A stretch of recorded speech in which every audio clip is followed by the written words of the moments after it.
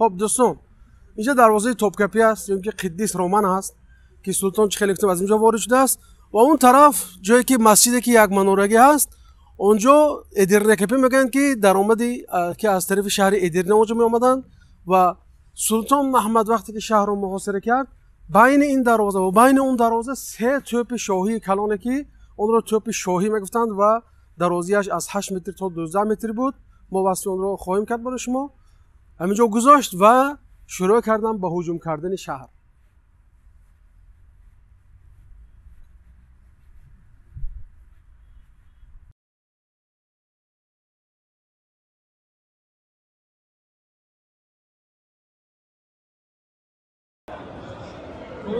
مکت هم تشکیل کنیم که توپی که سلطان محمد ساخته است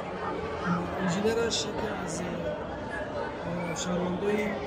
ونگر مجاب بلند قربان بودی این تقریبا از 8 تا 12 متر است کلانش 10 مترش 91 سانتی متر است و تو گلوله اون تقریبا 1 کیلومتر و 200 متر میرود و غیر از این باز 3 مهندس تور معمار مصلحین خب دوستان این دروازه درآمدی توپکپی است این که قدیس رومان است. ببینید که چقدر زحمت های زیاد کشیدند و قفسه دیوال ببینیم که چگونه قفس است و این دیوال اولی است و دیوال دوم در قفای ما قرار دارد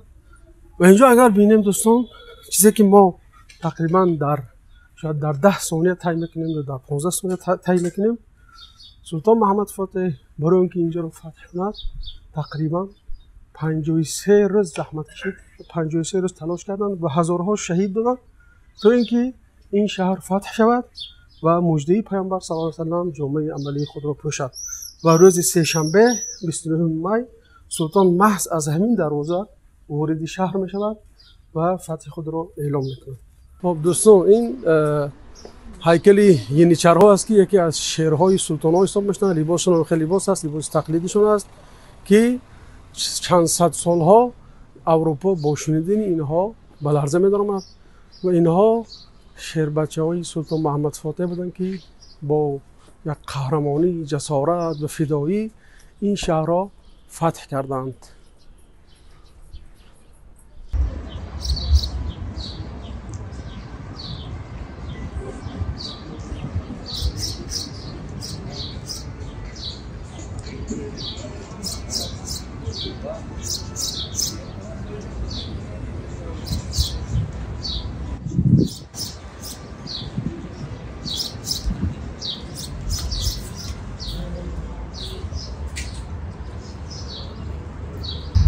این داخلی که از موشها از برابر توی شکل ساختگی هستن خیلی مستحکم و خیلی استوار سبیل که توی سنگوی که خیلی بزرگه شاید یک انسان بخشی بتونه